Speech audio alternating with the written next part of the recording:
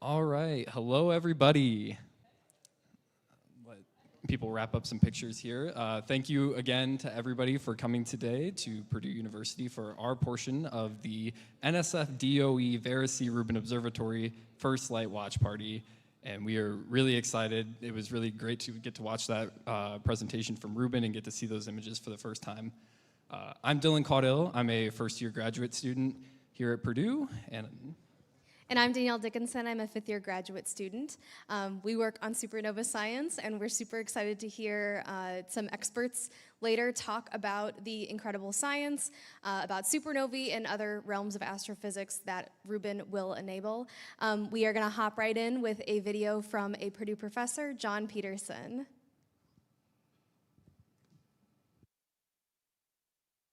Hi, I'm John Peterson. You've just seen some of the new images of the Rubin Observatory.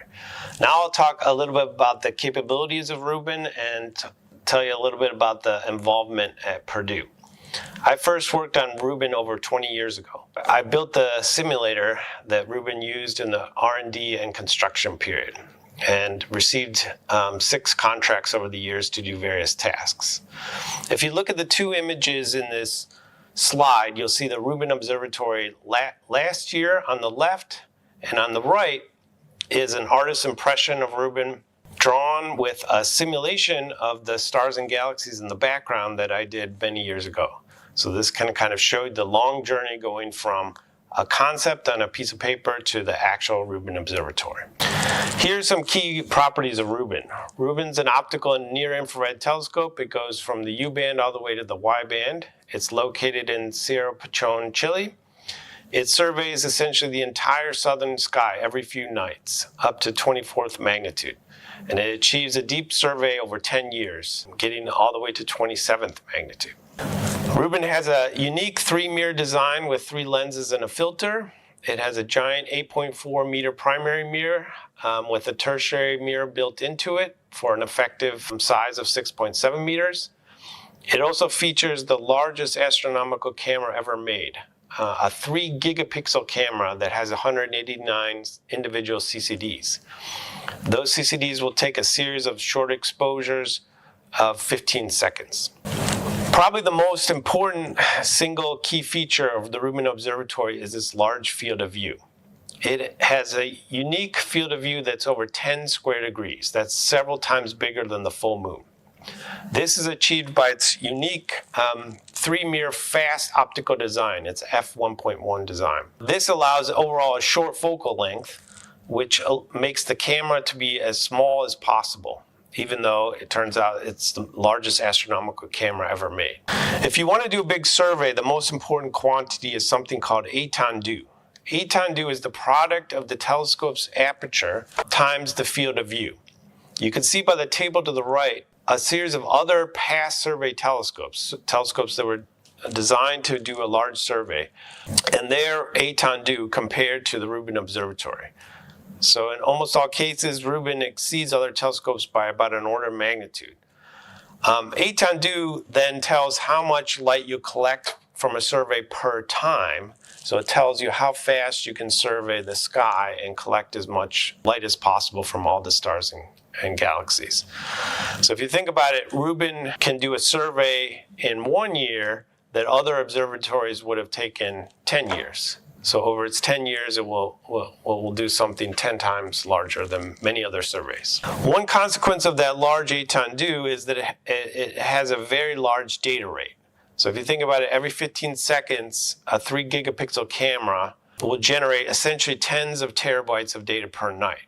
To put that in perspective, even if you were to sit down and look at a TV screen all day long, and you looked at a 4K image every second, you'd actually be about 25 times too slow in keeping up with the data rates of Rubin. So that just highlights how you have to automate all the processing, and no one really will be able to ever look at all the data individually. Another consequence of this fast survey is that there's really no point to individual proposals anymore, since you can survey the whole sky every few nights.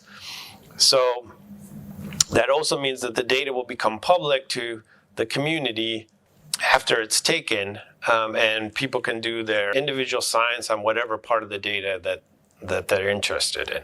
Let me tell you a little bit about the Purdue involvement in the Rubin Observatory. There was some work done in developing the corner raft, which includes the guiders and wavefront sensors.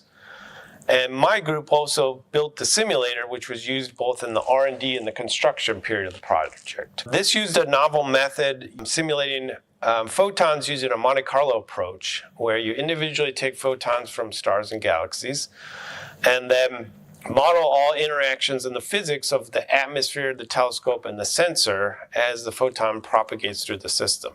This idea originally was thought to be impossible due to the high photon rates. If you think about how many photons come in from an optical telescope, especially one that's the highest Eitan-2 telescope, it's quite daunting.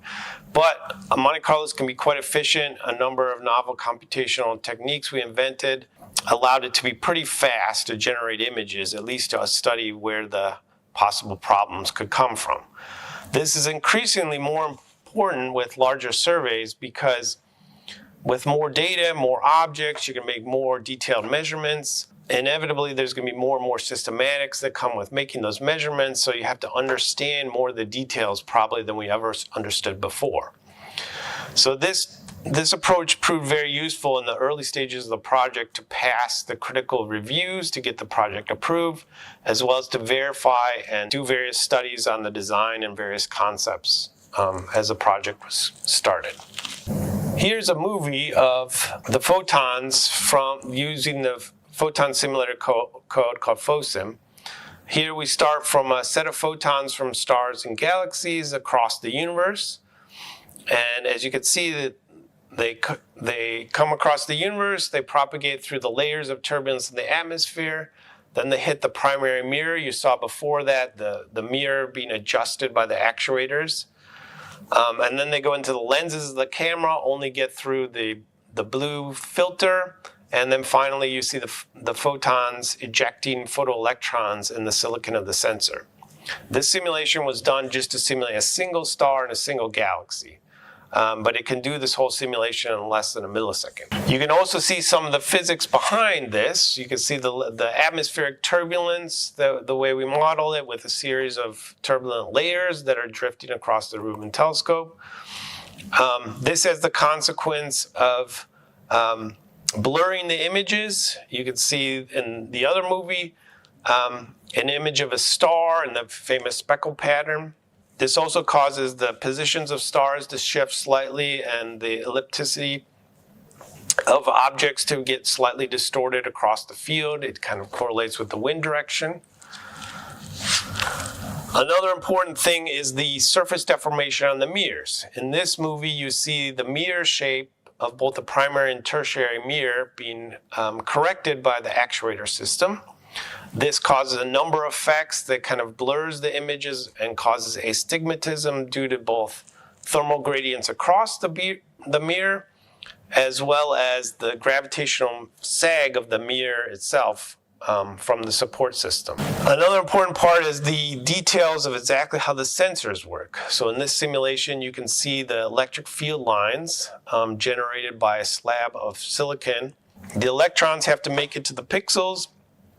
And if these field lines aren't perfectly parallel, they end up in slightly different pixels than you might expect them to be in. This causes various distortions of the image as well as causing the usual charge diffusion in the detector. There are so many different pieces of physics in these kinds of simulations. You can see a huge list of them in the green box on the right. And the challenge is to match those up with individual distortions or various systematics that you can see in images. And you can just see the complexity of the two. Here you can see how the individual physics connects to various image properties.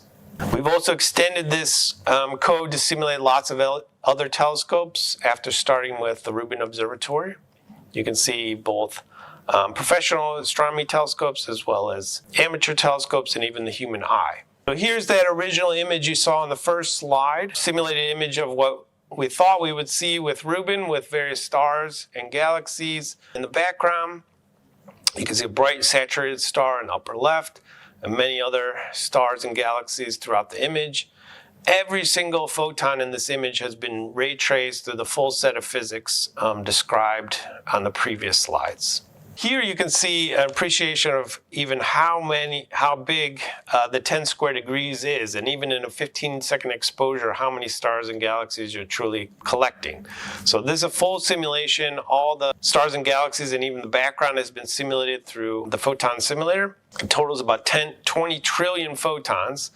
And as you zoom in, you can appreciate just how much data there is on the individual chips, as well as zooming in all the way to see the individual stars and galaxies. Survey begins very soon. The data preview will be available to everyone at the end of the month. This covers an initial set of images. You'll talk more in the Q&A about individual science people are interested in at Purdue, but nearly any topic in astronomy is covered by the Rubin Observatory. So this includes finding all the near-Earth asteroids, making a 3D map of millions and millions of galaxies, mapping the edges of the Milky Way and all as it's still forming today, finding about 1 million supernova every year, and along with that, probably finding dozens of rare, interesting new objects we don't even know about, as well as answering some big questions and making precision measurements about dark matter and dark energy. Just about any astronomy topic can be covered by this comprehensive survey. It's an exciting time for Purdue physics and astronomy. We can all look forward to the images Rubin produces over the coming months.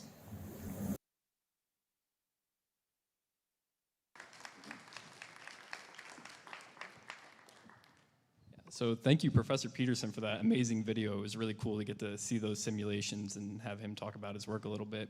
I'm going to talk to you very briefly about some of the other efforts that we have at Purdue that you may not think of immediately as we go along.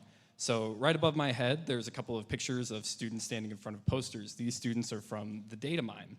The Data Mine is a course that you can take, and basically it gives students the chance to interact with big data and try to answer those questions across physics and astronomy. These were actually both of the groups that I TA'd for, and they were working with data from another survey telescope called ZTF. And a lot of the work that the Data Mine in astronomy is focused on is preparing for Rubin. So once that data becomes available, that class will shift and change into trying to answer the new questions that we get from Rubin. Up in the top right, there's a little SMAP sticker. That is for Saturday morning astrophysics at Purdue. It's one of our biggest outreach programs within the department, and it's done once a month every Saturday. It's a fantastic thing. Well, as it was discussed in the Rubin live stream and a little bit here, this data is going to be publicly accessible, and there's going to be a large amount of citizen science that they are going to ask people to do, and that's where programs like SMAP can chip in and outreach can become very important. And these all contribute to the research ecosystem that is provided by Rubin data alone, and it's going to be very exciting for Purdue. Yeah, and the tremendous amount of science, particularly for supernovae for our research group under Dan Milosavljevic, knowing more about supernovae as a population will tell us more about the intricate physics so we can study other objects, and Dan will talk about the supernova remnants. We do really great work with up-close and personal analyses of particular supernova remnants, and Rubin will tell us more about supernova physics, which will kind of cause this positive feedback loop in understanding these objects as a whole. The really incredible thing about Rubin is that it's a completely public survey. The data stream is completely public. Everybody in this room will be able to access the data and use science from it. And Rubin will be an incredible discovery machine. It will find millions of supernovae per year, and those supernovae will need to be followed up with to determine critical physics that power their light curves. And this is where we come in as professional astronomers, and also citizen scientists will help us as well too. Here I've highlighted one such astronomer that we work with quite frequently. He is very talented and takes a lot of data, chucks them in is great, and there's a lot of citizen scientists out there. For example, there's a light curve of an object that exploded a few years ago, supernova 2023 IXF. The red, yellow, green, and blue points, those were all contributions by citizen scientists. We would not have a light curve like this without them. And now we're going to turn things over to two panelists and a Q&A section. So we will invite up Dan Milosavljevic and Braden Gerritsen to the stage. The other two folks up here, Professor John Peterson and Dr. John Banovitz, they're joining us on Zoom, so they will pop in a little bit. Professor Dan Milosavljevic is a professor at Purdue here in the Department of Physics and Astronomy, and Braden Gerritsen is an extremely talented researcher that just graduated here.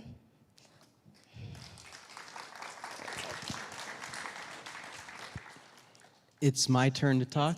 Okay. Hi, everyone. It's really exciting to see this turnout on a summer day at 11 and now noon. I just saw an article with a headline that I completely agree with.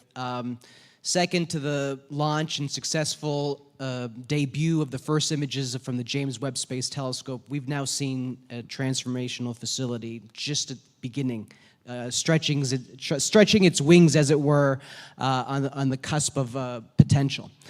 So yes, what do I want to discuss about? So our own science, I didn't get a lot of highlight in the presentation you just saw, I think largely because the kind of work that will be done regarding stellar explosions, supernovae, will take more time. We need more monitoring over a longer time scale. This is kind of low-hanging fruit where they had certain areas of the sky they could monitor and look very deeply. So what is the science that I do?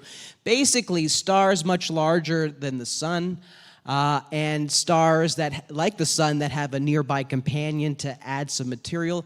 At the end of their lives, they undergo a tremendous process, okay, with a lot of energy. And this energy is needed to produce the raw materials for new stars and planets and that make life possible for us. So by understanding supernovae, we're understanding our cosmic origins.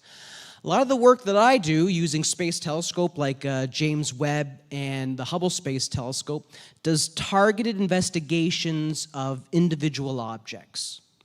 And there's a lot of value in that because you can see where all the stuff is. You can make careful measurements of the velocities of the gas and the types of gas that are there.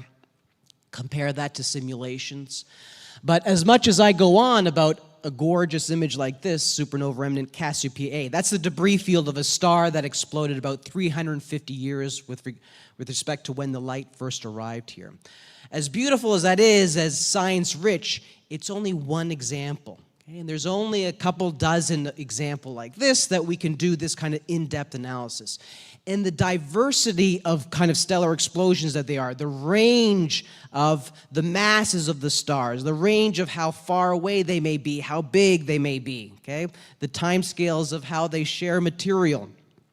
All of that gives a range of stellar outcomes. So we really need a larger sample pool, not hundreds of events, but we need hundreds of thousands or millions of events, and that's what Rubin Observatory is going to provide. I'm highlighting here a project here at Purdue we've been running for several years. I see Mark Linvell and others in the audience that are participants in this. We've been trying to prepare for the massive data flow from Rubin. So you saw in the presentation the enormous image, right, from one field of view. And they will use this massive camera to constantly survey the visible sky again and again and again. Remember, any human could not physically look at these images and examine it. It needs to be processed by computers. But even then, we're going to get, on average, 10 million alerts about sources, stuff in the sky that's changing. And even that, even with all of the large astronomical network that we have, it's too large for us to pursue every object. We need help. We need an automated system that guides us to the most science-rich objects. Okay? So our project, the Recommender Engine for Intelligent Transient Tracking, REFIT, in short, is that thing. Think of it as like a recommendation engine, much like Netflix, okay? Each of you, you may have different profiles. I share with my wife, and when I log on, I get a very different set of movies that I'm interested in than my wife. Okay? And I won't go into details about that, but I'll leave that for you to decide. So, while some astronomers may be interested in cosmological applications of supernova explosions, so measuring distance of galaxies and trying to get a sense of dark energy, our team is interested in the explosion physics. So the types of supernova explosions that we're interested in can be fed to us through a recommendation engine like this. And even on broader terms, the professional network is not large enough. There aren't enough telescopes professionally run to be able to pursue the plethora of explosions. Any given night, there'll be about 3,000 new supernovae, in addition to tens of thousands of supernovae any given time we could be pursuing. So the idea is to crowdsource the help of citizen scientists. So these are volunteer astronomers with their own amateur equipment that can be guided to these science-rich targets and relieve the professional astronomers to pursue perhaps the fainter objects. So I think Braden's going to actually go into a little bit more detail about that. Yeah, so a lot of what my work has been focused on, and I've been working with Dan for about 4.5 years now. I actually got started in the class that Dylan mentioned earlier.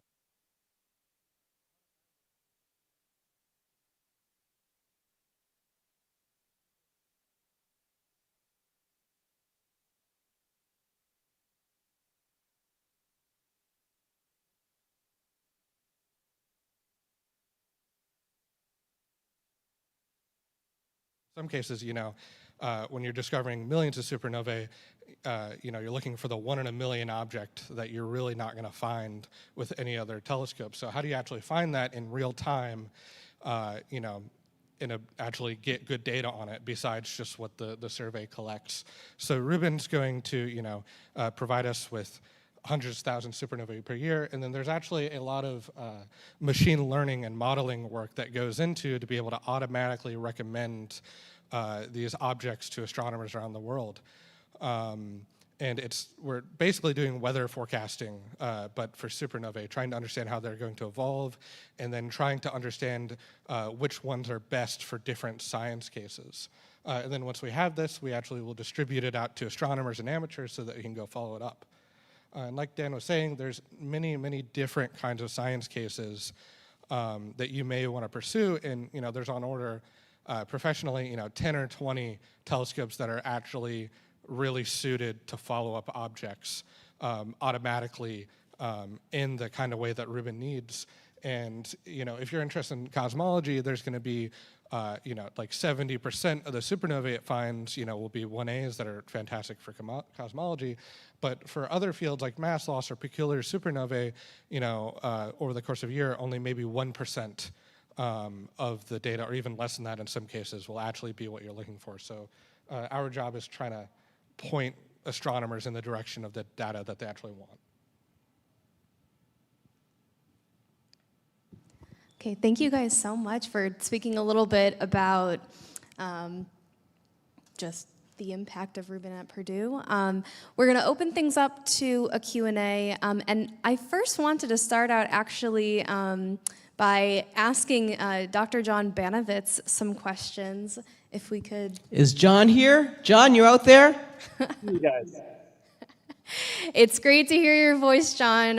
He is a Purdue alum who completed his PhD here under Professor Dan Milosavljevic. John, do you want to tell us a little bit about yourself and how you came to work with Rubin? Yeah, so I was at Purdue from 2016 to 2022 as a grad student working with Professor Dan Milosavljevic. That's actually how I first learned about Rubin and LSST, was helping out with the refit project and doing our own follow-up on some of the supernovae. I then transitioned into a postdoc at Brookhaven National Lab, where I worked with the LSST commissioning team, focusing on the camera, as well as data verification and validation. And through these projects, I was extremely fortunate enough to go to SLAC multiple times to go into the clean room and work with the camera kind of more directly, as well as spend many months in Chile at the observatory, working on the camera and working on getting the camera ready to go on sky.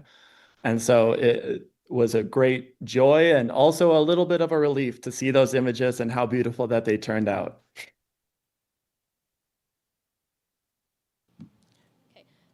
Sorry about that.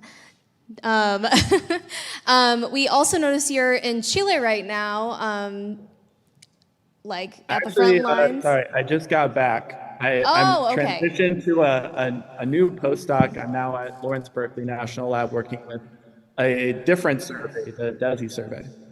Ah, wonderful, fantastic. We were actually wondering if you could speak on a little bit of the commissioning process and kind of what the past few months have been getting ready for these images today. Yeah, the commissioning process is very fun, very exciting, a little hectic. As you're at the observatory, there's many things that you need to work on in order to produce these images.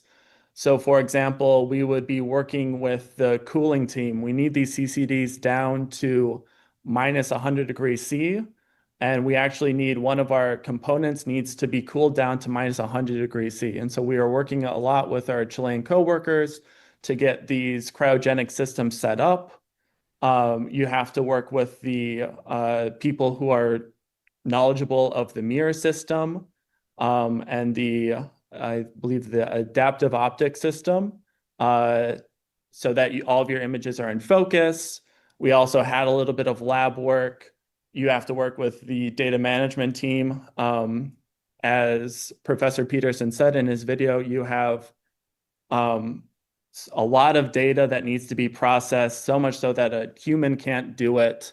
And so as part of more of the camera team and the data verification team, I was looking, while a human shouldn't do it, we did have people look at it, including myself, to try and make sure that everything was all right just at the beginning stages.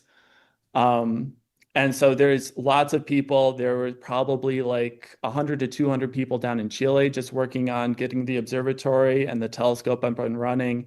But that's not to include the hundreds to thousands of people around the world working on it, working with the data and the pipelines to make sure that our images are of the best quality. John, it's so exciting to see you there now. Speaking about transients, I see some facial hair, so there's been some growth in the last 3 years since I saw you. I've gotten some updates along the way, and we'll have to carry this offline, but can you maybe speak about some of the biggest responsibilities? Everything from, for instance, at one point you mentioned the concern about artificial satellites. So Starlink, coming in the field of view and being able to avoid those and removing them. Yeah, so on my side, it was primarily working with the sensors themselves and making sure that everything was working correctly. There were a few sensors that had like weird anomalies. How are we going to deal with them? Can we change things with the hardware themselves, or do we kind of have to change things in post-processing in order to make sure, again, that the data was of the highest quality? As for artificial satellites, there is a large team, I believe, at UC Davis and the University of Washington that are working with that. So they have their own pipeline of how to deal with all the satellites, because with Rubin's huge field of view, it's, I think, 1 in every 3 of the images will have a satellite in it. So you need a dedicated pipeline and a dedicated team in order to remove those satellites from the images. John, you don't have to answer this, but Subspace Chatter has it that not all the CCDs are working 100%. Can you speak on what's still going on during commissioning? There's some, at the beginning of commissioning, there were some CCDs that needed a little extra finagling to work. We've since got them working. There's still a little bit of ongoing work with a few of them, but yeah, I mean, they were the beautiful thing with Rubin is we have so many CCDs that even losing a handful is like a small percentage of the entire focal plane when you have 189 of them. Right, right, beautiful. So there was, yeah, at the first images discussed in June, there was some, it seems like you've made improvements since then, and you have plenty of time to continue that. Yeah, there's a lot of work done, not with me, but other people on the camera team and people at UC Davis that are working on getting those CCDs working, and they need a little bit of extra care and special attention just for them. And they're Cool. getting Okay. that right now. Cool. Okay, I was nerding out there. I was just curious about the state of the instrument right now. Yeah, perfect. Thank you very much. We're going to roll over to Professor John Peterson. Are you with us? Yeah, hi, I'm here. Perfect. Really quick, Professor, I just wanted to ask you, after about 2 decades of working on this, what's it like to actually get to today and see the real images compared to the simulations that you showed us earlier? Yeah, it's pretty exciting. Yeah, like if you saw in the video I showed, the video where it was just a concept, it was just, an idea about what we are gonna do. To yeah, just seeing the images and the scale. Yeah, it's pretty exciting. Yeah, and I wanted to follow up with that, or follow up on that with where do you go from here? What does your work look like now? Are you transitioning to other things, or are you going to continue to work with Rubin data? Yeah, so I guess in two ways. One, since my group wrote the simulator, we're very excited to get some data at the end of the month and kind of check various things and explore some really, really detailed things about how the instrument works and that kind of thing. But I also have a whole uh, science program too. I normally, over the years, have studied clusters of galaxies. Um, so you saw one of those in their press event of even a piece of the Virgo cluster. Um, but Rubin, of course, will find and measure tens of thousands of clusters of galaxies much better than any other telescope and have these very deep images of them.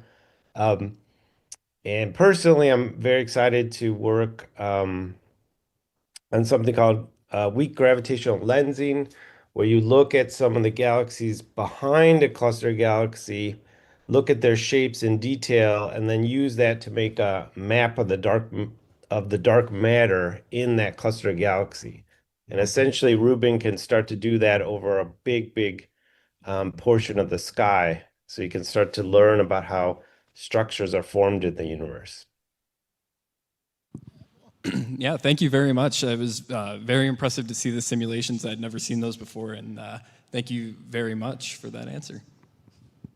Our next question is for Dan, actually. And we were wondering if you could tell us a little bit about the differences in working with, say, JWST data versus Rubin data.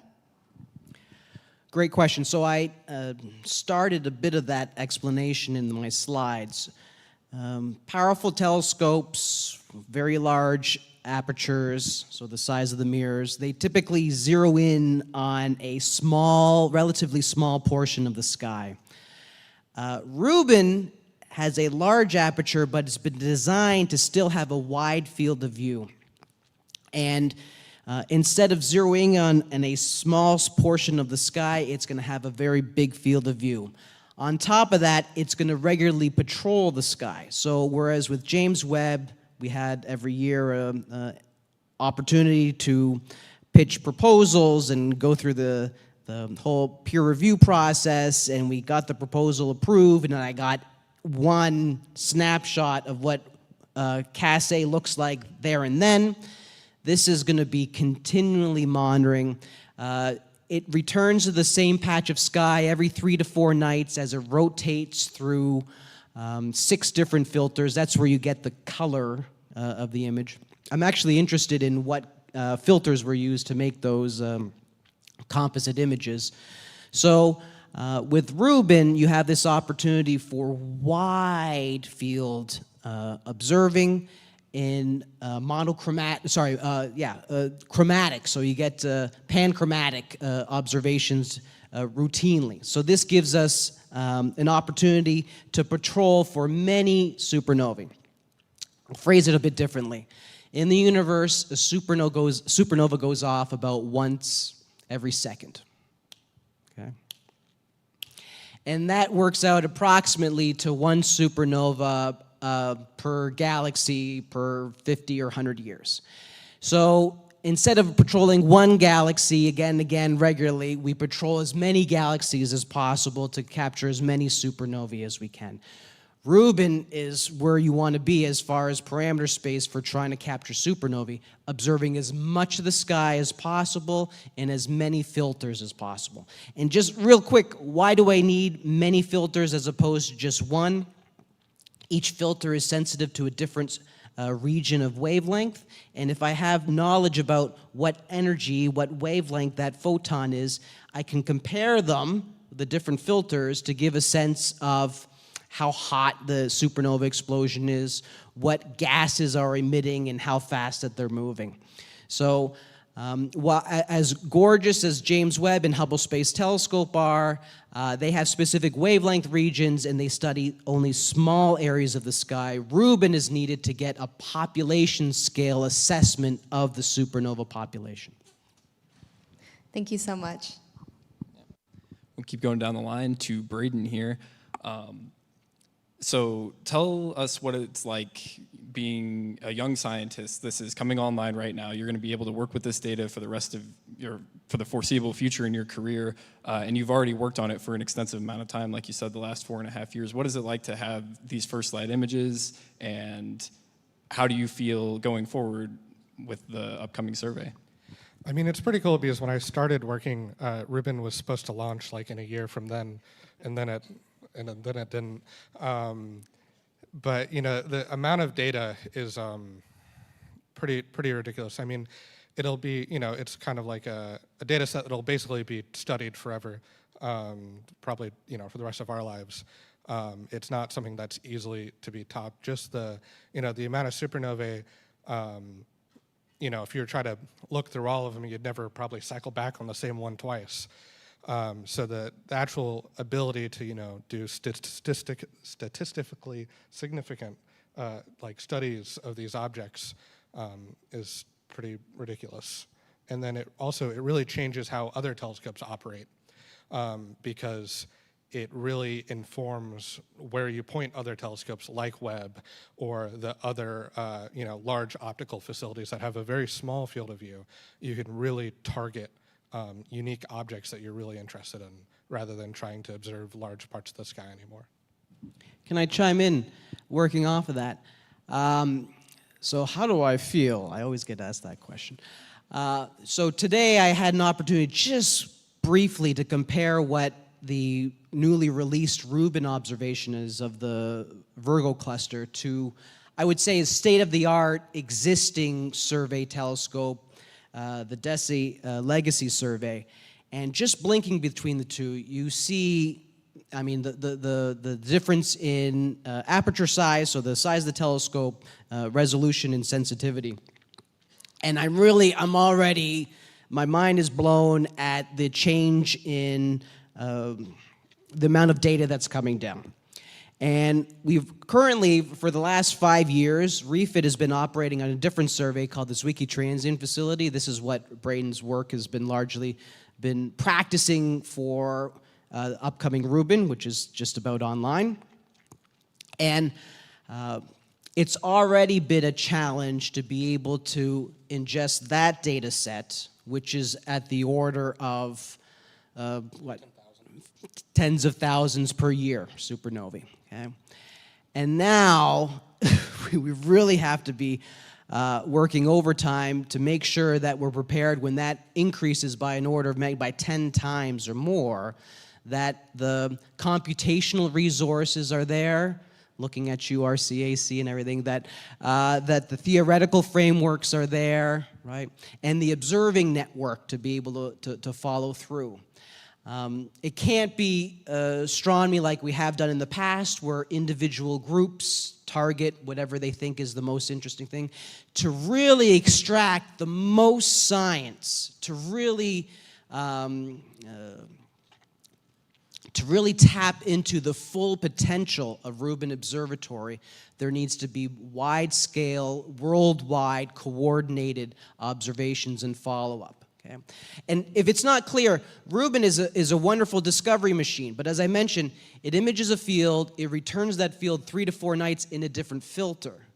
I don't have multiple filters in the same field in the same night. That's why we need supporting facilities to be able to help fill in the gaps. For instance, a supernova rises over timescales of weeks. That's the timescale for which Rubin will return to the same field with the same filter. In addition to that, we need spectroscopy. That's also to be provided by supporting observatories. In addition, we need multi-wavelength observations that may be ground-based or, in many cases, space-based. Okay? So being able to, on the fly, characterize these supernova explosions, make recommendations, send out alerts to astronomers for us to coordinate and respond to it is a whole new way of doing astronomy. And I think the really big takeaway is that this was said earlier, I think, in the video, but for supernova and many other fields, in the first year of Rubin, they will discover more supernovae, more asteroids than have been discovered in the entire history of astronomy, is, I think, probably the best way to look at it. Yeah, this is a very surreal moment. Could we go back to the slides where the idea of the Vera Rubin Observatory came about in 1998, and through a lot of engineering challenges and through a lot of funding things. It's taken a really long time for this telescope to come out, but in this video that Dan made, oh, can I cycle back? How do I, okay. Yeah, you can see the DESI legacy survey and the comparison of the same field through Rubin, and it really is revolutionized in spatial resolution and sensitivity. Can I mention something else? There's so many details, we won't get to everything. So you have to understand, okay, that's a color image. It's made up of different images used with different filters. You saw some of that in the monochromatic images that they showed. But within 90 seconds of an image like that being taken, okay, they're already comparing it to a template image. So what they do now is they're going to, over the beginning of the survey, will try to, image the full sky so they have a template. Okay?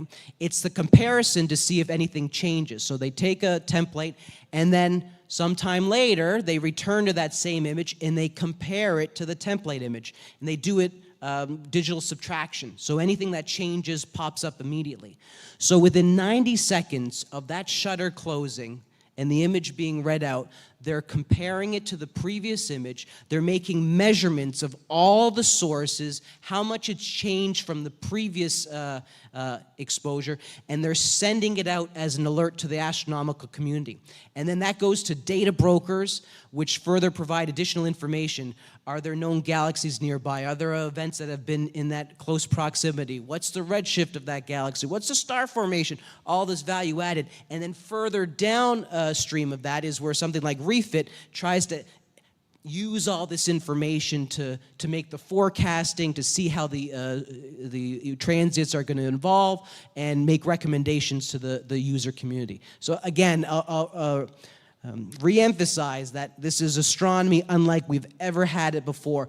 Typically in the old days, you go to an observatory, you observe your field of sky, you'd come back home and you'd take some time, and weeks later you'd be able to see what has changed. Now within 90 seconds of that exposure being taken, you're distributing it to the world. Yeah, and I want to also take the time and invite our virtual panelists as well, because I believe they can see the same thing that we are. Do you have any comments on watching that transition back and forth between an old survey and the new one? Just any thoughts that go through your mind seeing it firsthand like that?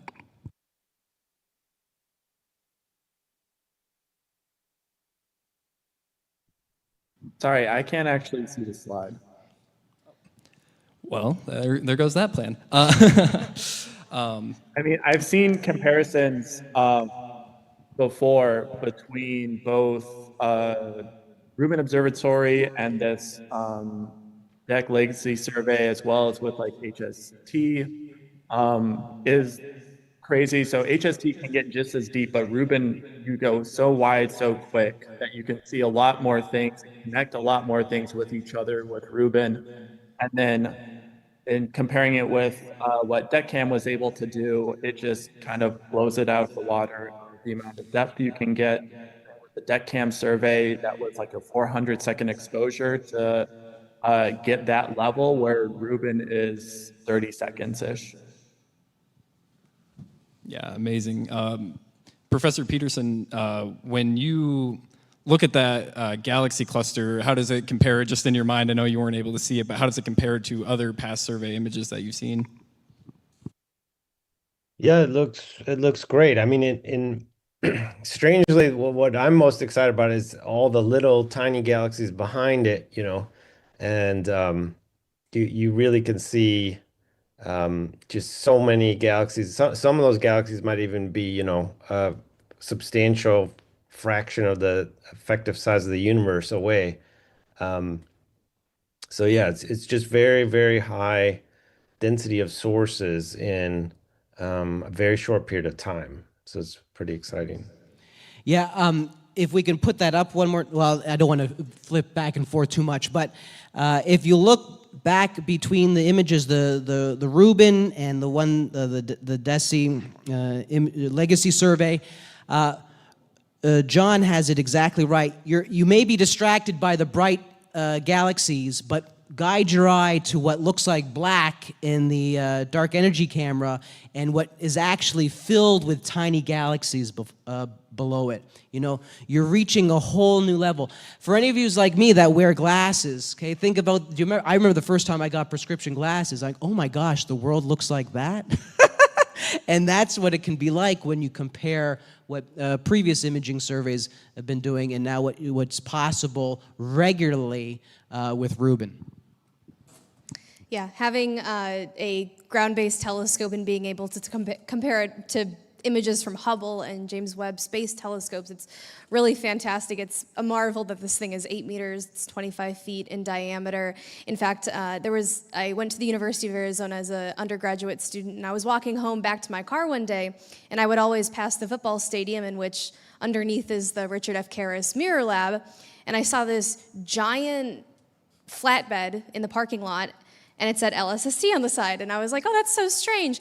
Turns out they were shipping it out that day, and since it's 25 feet wide, it's so large, they had to pull over every 30 minutes on the highway to let cars go through because they could only transport it so fast. So it is a really, really incredible piece of machinery. Anyways, we want to turn it over to you all to ask questions for our panelists and for Dan and for Braden and the Johns. We also have the images from the telescope pulled up on the computer that had the slides on it. So if you'd like anybody to go through the images or just have Dan react to them and be excited about them because that's what he does best. Yeah, so I'd like to turn it over to you all if anybody has any questions. Yep, so just raise your hand and I will run the microphone over to you if anybody wants to be the first. I know that's always daunting. You have to ask Adina for her reaction because she had a great reaction this morning. Can you comment, Dina, please? I'm not exactly sure what I was saying, but I think I guess I felt really lucky to be alive, or I guess to be here right now because I feel like it's the perfect place to be, exactly, and I guess it just reinforced me, okay, you're doing, the right thing. I'm in the right place.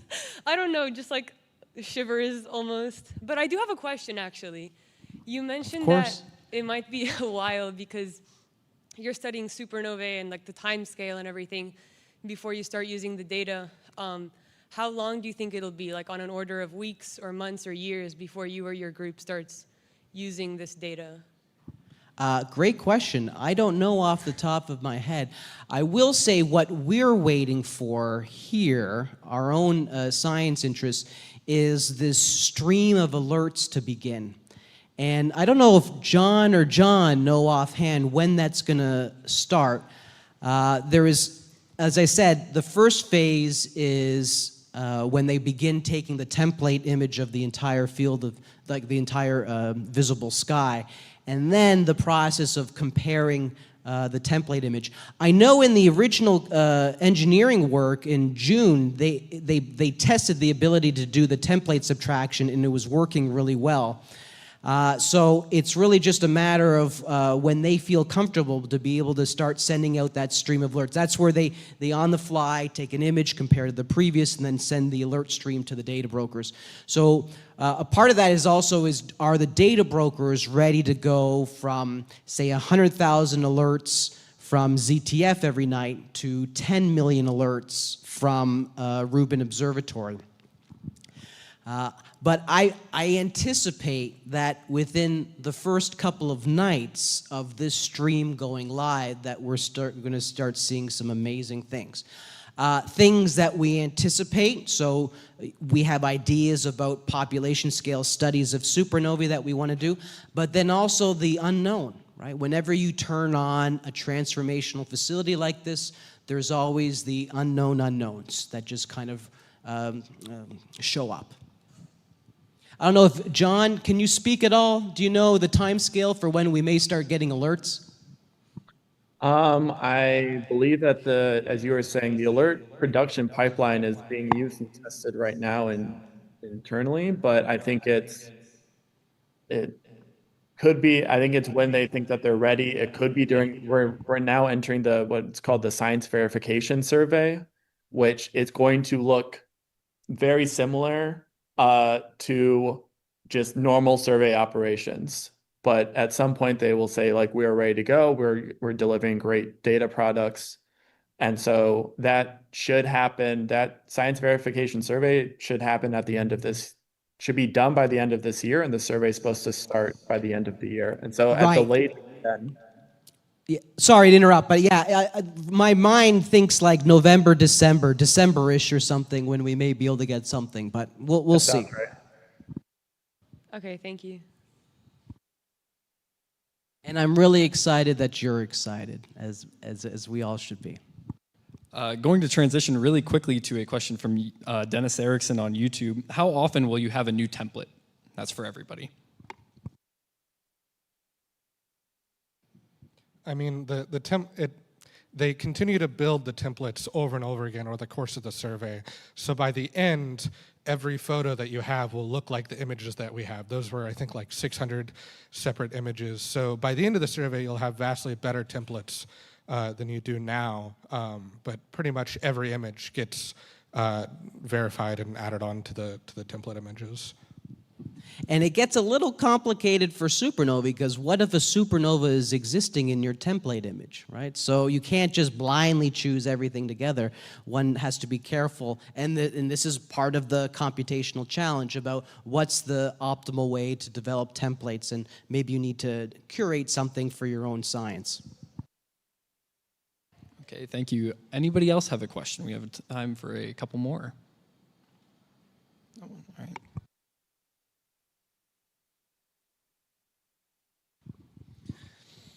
All right, so briefly in the presentation, it actually talked about some of the, now correct me if I'm wrong, an adaptive optics system that comes with the ground-based telescope. So I was wondering, now with this new unprecedented wide POV of something that would be comparable to, say, the Hubble Space Telescope in a much wider view, I was wondering a little bit of the science behind how the adaptive optics worked. I believe it was called either Oxtel or by its old name Calypso. I was wondering if you guys could explain generally how the science works in those programs for such a wide view telescope, and then perhaps some of the advancements that we made in adaptive optics to allow some of this unprecedented data that we have today. That's a great question. John, are there views? You're closest. Yeah, so it doesn't have adaptive optics. Adaptive optics only works for a kind of small field telescope. since LSST Rubin Observatory is the biggest field telescope, it's hard to correct the atmosphere for the entire thing. But it has something called active optics, which is slightly different. That just adjusts the mirror shape as you're going along to try to keep the images in focus and keep them as high resolution as you can get. And it deals with both the sagging of the mirror when you're moving it around as fast as they do, as well as the changes in the thermal environment. It takes a mirror a very long time to kind of come to a constant temperature. It actually never comes to a constant temperature. It's always a little bit off in one part of the mirror than the other. So you correct those things. It just keeps it kind of in focus and keeps the blurring as good as you can, but it doesn't correct the overall blurring due to the atmosphere from the turbulence. That you can only really do on a very small field telescope on the ground. Yeah. And So I know the Simone telescope, it has actuators on what's called M1, the largest part of the mirror, that will push it kind of let it sag or push it up in order to do these corrections. And then you can actually also move the secondary mirror M2 a little bit in order to get everything into focus. How Oxtel is going to work. Oxtel is a 1.3 meter telescope that is just up the hill, right on site from the Rubin Observatory. And that has a slitless spectrograph that will be the idea is that you'll have your image with LSST, and then just off to the image, or even a little bit in the image, you'll take an Oxtel image that will give you information about the atmosphere. It's not really going to correct for the turbulence so much as help with color corrections for the data. Which is amazing. You don't often get a secondary telescope just to focus on monitoring the atmosphere as you use your primary telescope. Awesome. Thank you very much. All right, we are nearing the end of our time here, so I want to give our panelists a chance if they have any final thoughts to convey them now. Anything? Is there a slide about how they can get involved or look at the data themselves? We did have earlier, there is a link to the Vera Rubin webpage for citizen science. That is something that you can easily find. It doesn't have anything as of yet, but there is something that you can sign up to get more information for if you are looking to get involved. And we can pop that slide up again. I would just want to plug and recommend that if you're interested in any of the science or anything like this, I think one of the great things that Rubin and LSST have been doing is they have their own funded educational and public outreach program that will go through operations, and they've already created, I want to say, like 10 videos showing and displaying the power of LSST and what it will do, as well as provide many presentations and teaching materials in both English and Spanish. All right, amazing, thank you. Can we flip back over to the slideshow really quick? While we're doing that, thank you both to our in-person panelists and our virtual panelists. That was an amazing Q&A session, and thank you for joining us throughout this. Oh, yes, yeah, this is the slide. So this QR code in the top right corner is the QR code to the Rubin's citizen science page where you can get involved with science. If you want to look at the images from today in beautiful detail, go to rubinobservatory.org, and it's the front page. You'll be able to go through the deep field, the asteroid images, the RR library stars, and the nebulous emission images.